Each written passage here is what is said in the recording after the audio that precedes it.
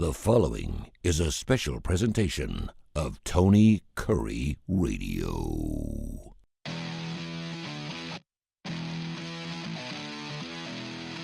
Hello, everyone. Welcome in as students of the game. My name is Alex Baumann, and joined by my co-host today, Nathan Glidewell. We're going to talk about the NFL QB contracts given over the weekend, and then hop into some college football with the media days now being over, discuss what's going on there, what was said, and kind of make some predictions going into the season, college football season, this time around.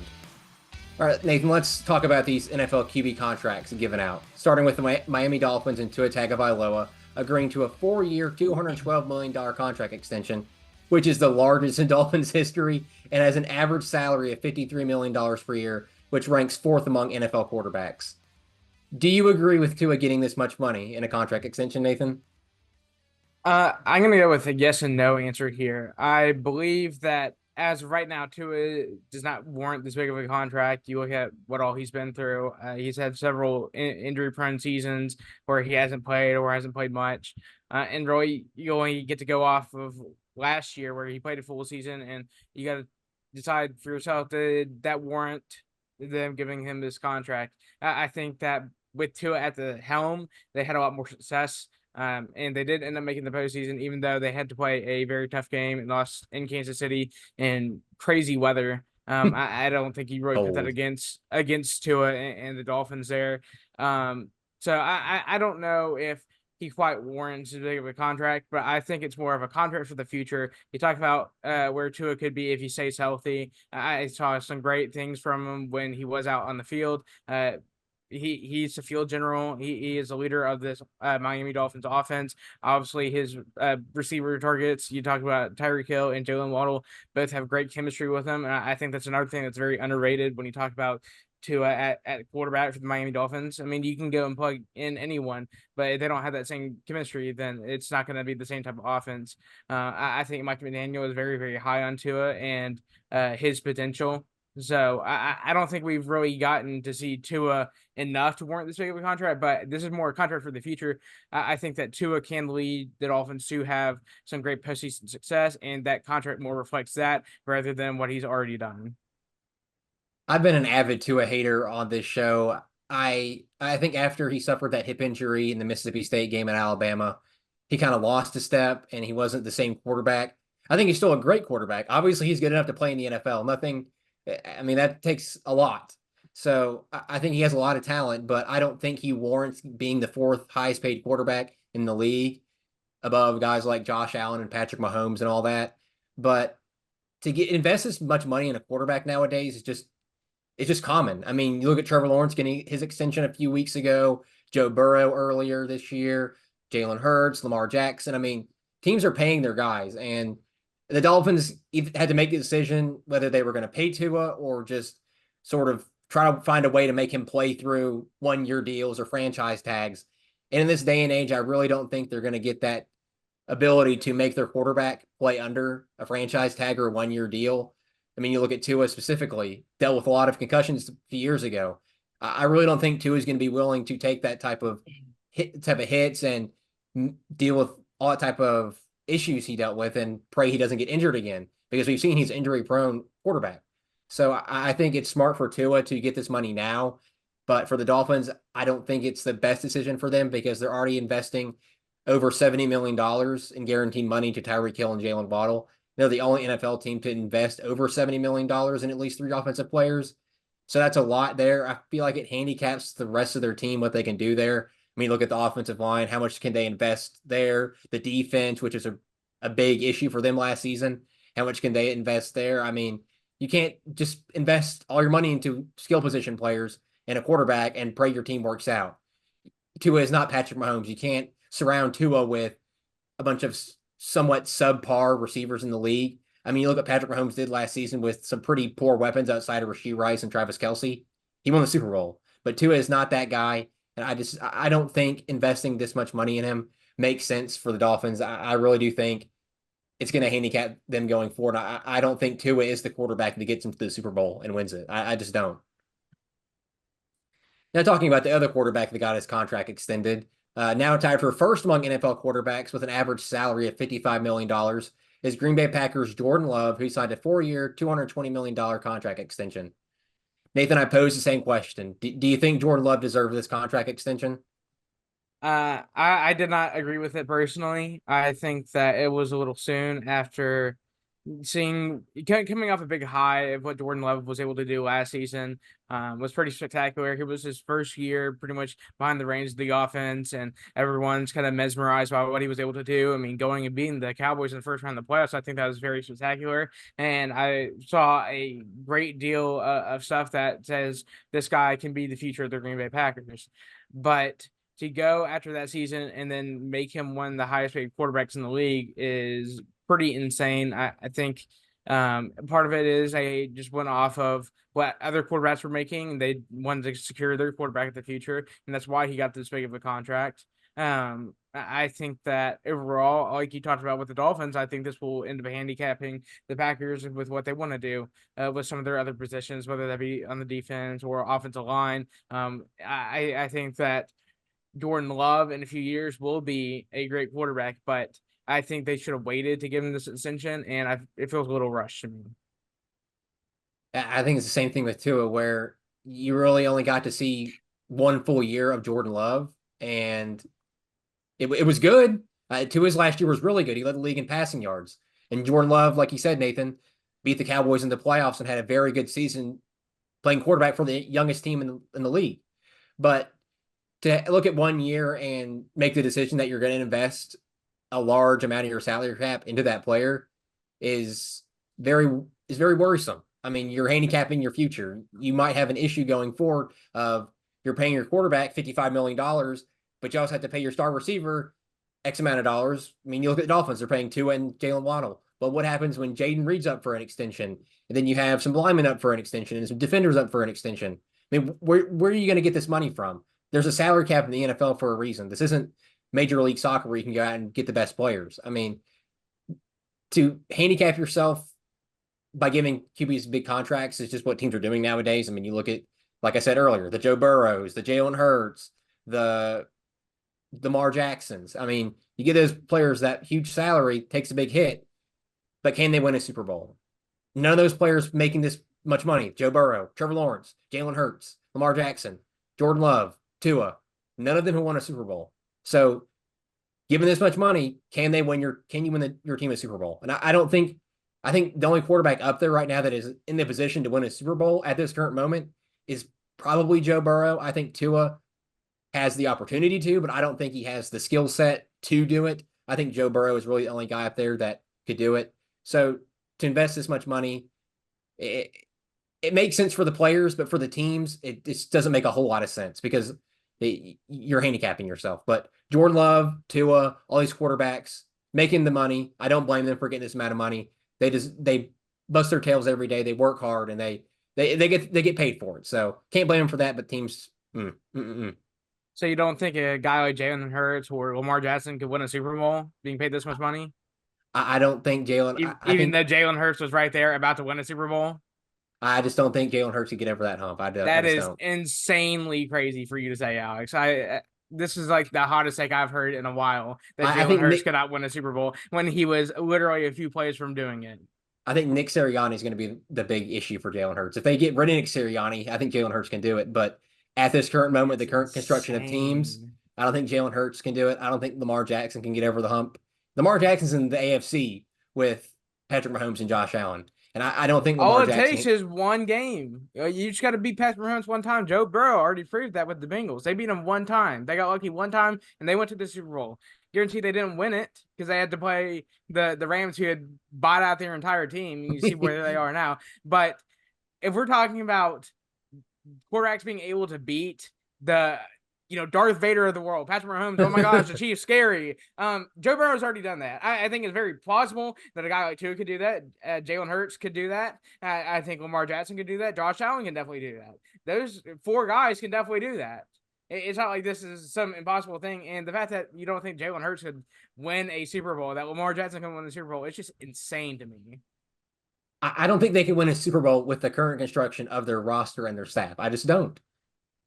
I don't look at Lamar Jackson's receiving core and I'm scared. I'm not scared of Lamar Jackson's receiving core. I'm not I'm not scared of Jalen Hurts' coaching staff. Nick Sirianni has proven he chokes in big moments. Well, the coaching staff isn't the one who has to go out on the field and snap the football or throw the football or run the ball or No, block. but they call the plays. I think Nick Sirianni's a good coach. I'm gonna say that. I think he calls good plays. We can agree to disagree on that matter. All right. Flipping over to college football here and what happened with media days these past couple of weeks. We talked about Nick Saban getting left out of the media because he left his credentials and all that, had to go back and get him in the hotel room. But we didn't even talk about Big Ten, what happened there, the ACC. But the big thing that happened out of the Big Ten media days was Matt Rule's comments, Nathan. And I'll read them off to you because you might have to have a little bit of choice words for Matt Rule here. But he said, in the Big Ten, we have to go to someone else's stadium in our league 5 times and duke it out. But I think we'll have a lot of access to the college football playoff. I think 4 teams from this league should get in every year because this is the best league. This is the NFL of college football in my mind. That's not to diminish any other league. The SEC is amazing. These other leagues are great, but the challenges in the Big Ten is going to be very difficult, or really difficult. Nathan, what do you think about Matt Rule saying the Big Ten's the NFL of college football rather than the SEC? Yeah, he must be a little messed up in the head. No wonder he failed as a Panthers head coach. And he's doing a pretty awful job as a Nebraska head coach. Let's see how many more years he has there. The fact that he thinks that the Big Ten is the NFL of college football that is insane. Like, I'm sorry. I think that the Big Ten produces so many great NFL players year in after year out. I mean, but let's talk about the SEC for a second. I mean, the majority of NFL players come from the SEC time and time again. The SEC is the SEC. It is the biggest brand in college football. When you think of college football, you're thinking SEC. You're not going to go and think Nebraska. You're not going and thinking any Big Ten school, maybe Ohio State, maybe Michigan. Rather than that, the rest of the Big Ten is just unrecognizable. But I'm sure you can go out to anyone on the street and they're going to know who a mid SEC program is. Someone out there is going to know who Auburn is. They're someone who doesn't watch football. Auburn's a mid SEC program? Yes, sir, man. I'm sorry. The low tier SEC program. No, but that's just Matt Rule. I don't know what he was trying to say by this. And the fact that he thinks that 4 Big Ten teams should get in. The only conference that you're even supposed to talk about that with is the SEC. SEC, time and time again, has proved that they are better in the postseason than these Big Ten schools and the ACC schools. So I don't know what goes through his head when he makes a comment like this. Maybe he's just, oh my gosh, so much media around me. Big Ten media days. Oh my gosh, I'm Nebraska's head coach. I got to say something so far out that's not even going to matter because he's not going to make the college football playoff, even with the 12 slots they have. Nebraska's not going to win more than 6 games, probably.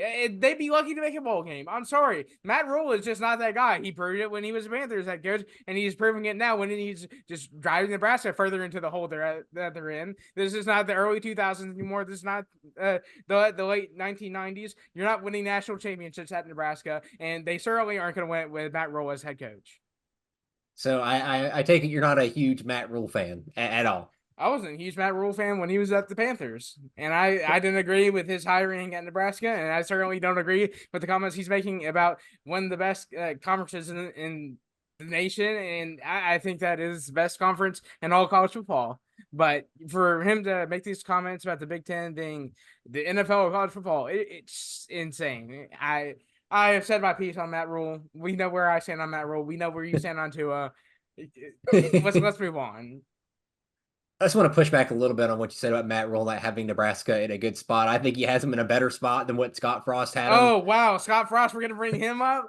I mean, he had two good seasons at UCF and said, yeah, I'm going to go to my alma mater and I'm going to go and coach Nebraska to winning seasons. And he drove him into the ground. And I'm sorry that Matt Rule has to dig him out of that hole, but he's going to put him in an even bigger hole because that's what Matt Rule does. That's what he did with the Panthers. That's what he's going to do in Nebraska.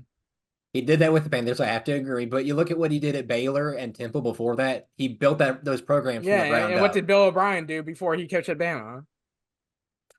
My point proven. I think he has them in a better position than what they have been. You talk about them bringing in 5-star quarterback Dylan Raiola. I mean, Nebraska has had some pretty good quarterbacks or pretty above average quarterbacks. Talk about Adrian Martinez, some guys like that. So But for him to get that big of a recruit to come to Nebraska is much improved look than what Scott Frost and other coaches have had in the past few years, I guess, or I guess I can go decade. out there and recruit a bunch of people. I can get there some monies at recruit. It's about the actual coaching, and that's where he struggles. That's where he would go out on Sunday afternoon in the NFL, and he'd look at his playbook and absolutely crap his pants because he didn't know what he was doing. And he has done the exact same thing in Nebraska. Well, I think you got to be patient with Matt Rule. I think he has the opportunity at Nebraska to make them a better program. Do I think they're going to be what they used to be back in the late 90s and the early 2000s? No. But I think they can be a above average Big Ten school. I don't think they're going to win the Big Ten anytime soon, but I think they can compete and be a top 6 team in the Big Ten. I'm not going to say they're going to beat Ohio State. That doesn't mean nothing, Alex. I mean, top 6 in the Big Ten, big whoop. I mean, nowadays it's pretty big because they got 18 teams in there. Yeah, they can go beat up on Northwestern or something. I mean, Well, Matt Rule is basically the Big Ten version of Bill O'Brien. So you're comparing Matt Rule to Bill O'Brien. That's the Yes. big take here. Yes. Okay. That is the big take. Let's move on and talk about who we have winning each conference, Nathan.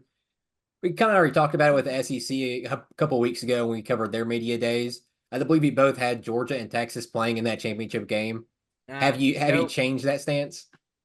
I thought I was pretty sure I had Alabama and Georgia playing in there. Maybe you did have Alabama. Maybe I had Georgia and Texas. Maybe that's how it was. But have you changed your stance on Georgia, Alabama playing in the championship?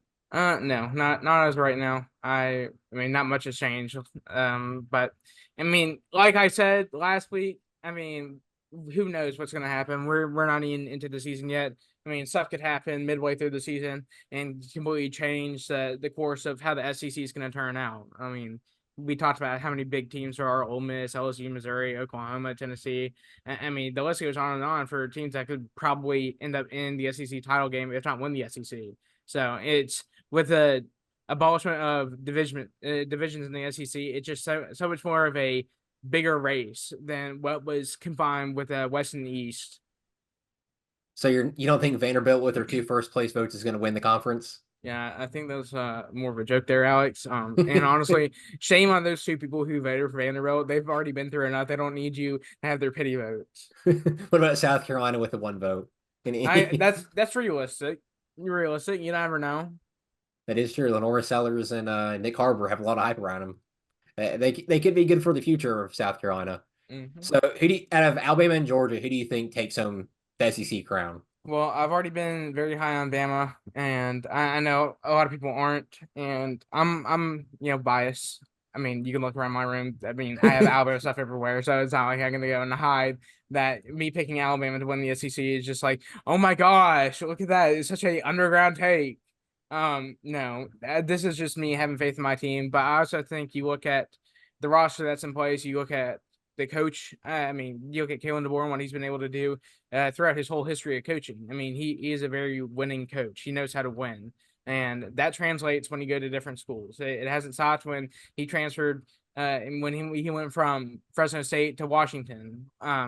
And from when he left Indiana to Washington, I mean, he knows how to win. So I think that's going to translate well to Bama.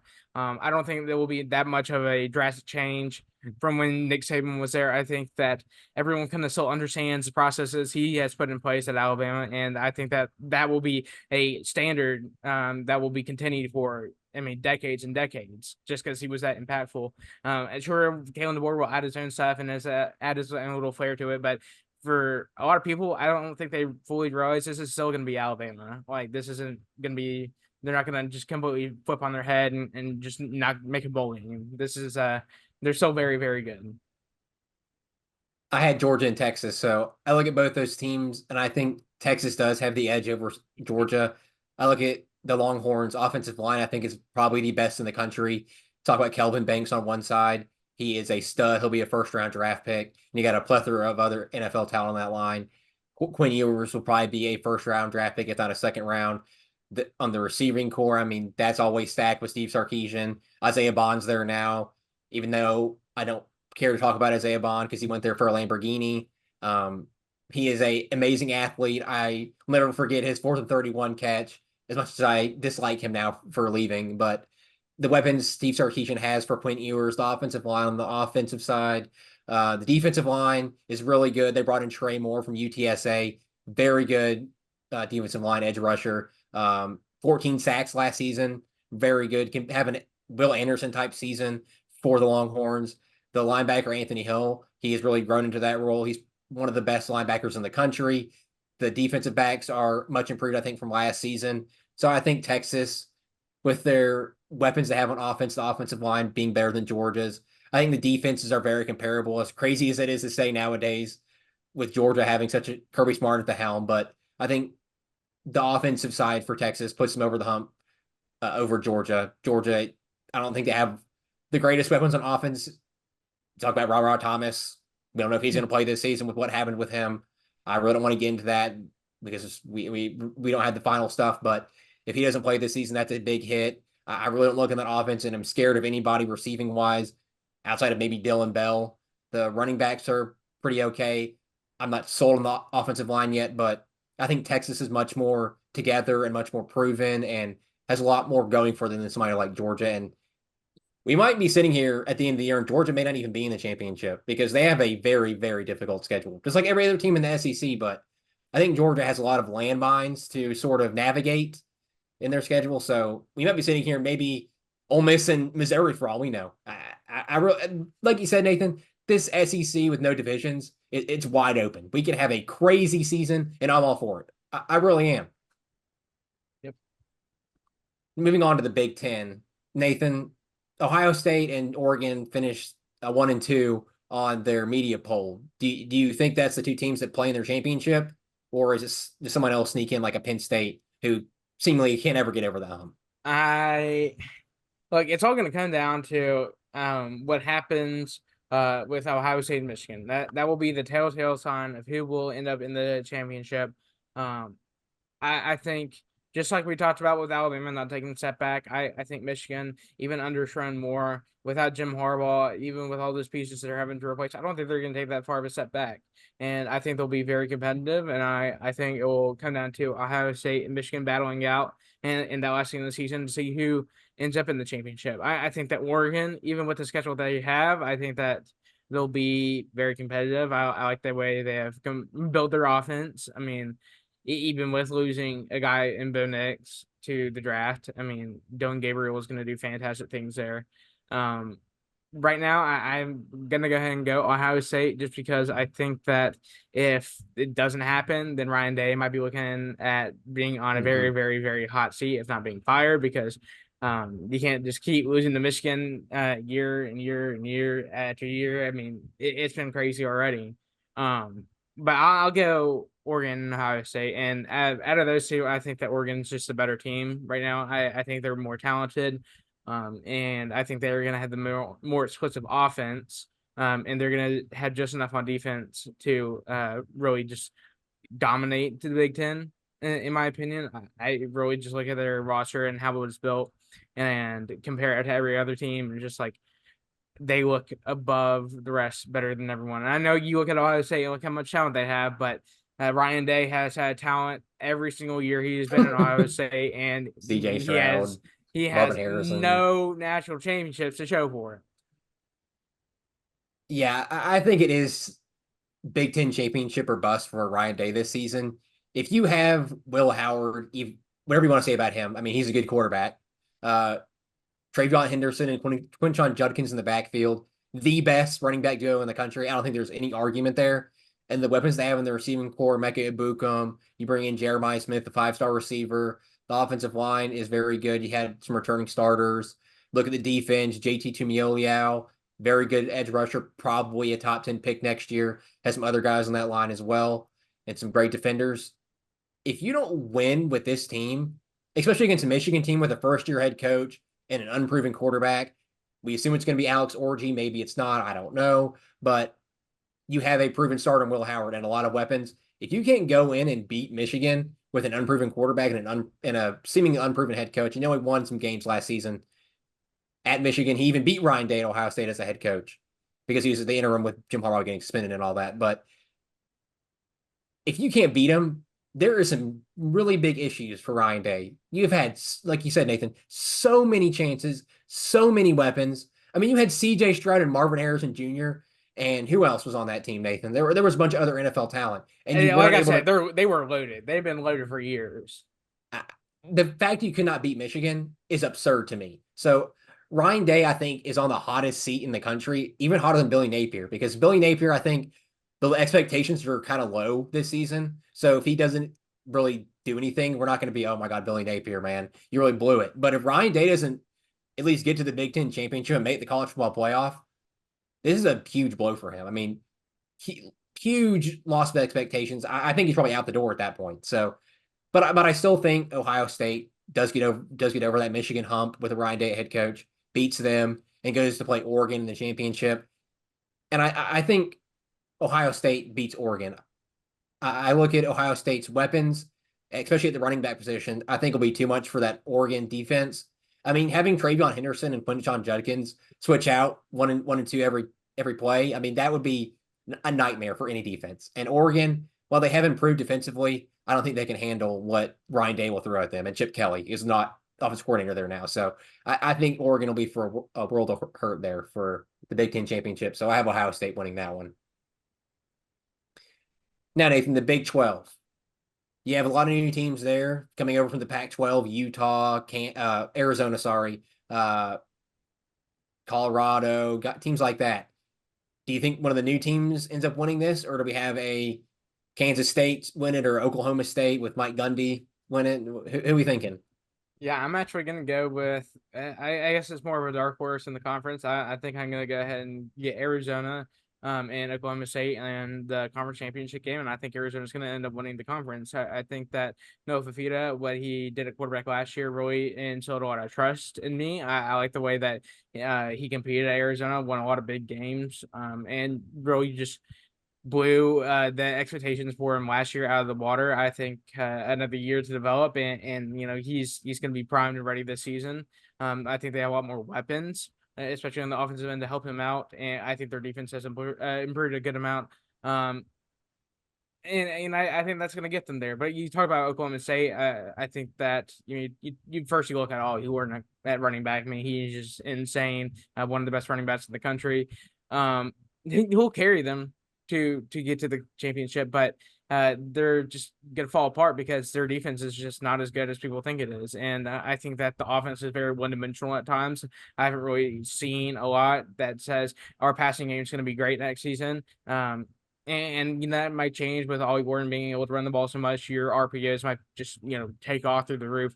But I really think Oklahoma State's going to end up struggling on defense this season. And I think Arizona is going to surprise a lot of people and end up winning this conference.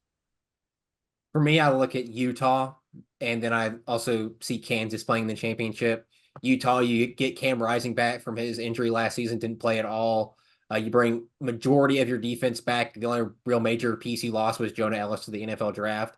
So to get your signal caller back and to bring majority of your defense back and all the contributors there, I think is big for Utah. I mean, they won the Pac-12 with Cam Rising, and I believe they won it 2 years with him. So Kyle Whittingham, I think, plays in this year one. And then I look at Kansas, Jalen Daniels. Hopefully he can stay healthy this season. He dealt with a lot of injuries last season. A couple years ago, I thought he'd be a Heisman contender, and he once again dealt with injuries. So if Jalen Daniels can stay healthy, I think Kansas is a big threat in this conference. The receiving core, Lawrence Arnold, Luke Grimm, guys like that. Their defense, Kobe Bryant at corner.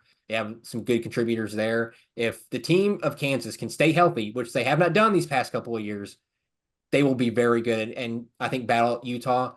But with Utah, I think the experience of Kyle Whittingham and Cam Rising and bringing majority of your players back on defense will make them too much for Kansas, and I think they do end up winning the Big 12 in year one in the conference. Interesting.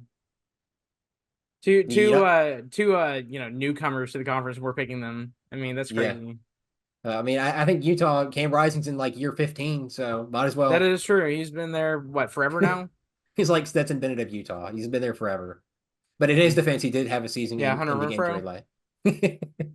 Don't get me started on Hunter Renfrow, the screen pass. We don't talk about Hunter Renfrow here. All right. The AC. Oh, talk about Hunter Renfrow, Nathan. No. We don't talk about Hunter Renfrow. the ACC now. Who do we have winning here, Nathan? Do we have FSU taking it home, or Dabo and Hunter Renfro winning it at Clemson? So I'm gonna go ahead. Florida State is gonna be in there. Florida State is even with their schedule. I think that the amount of talent they have. I mean,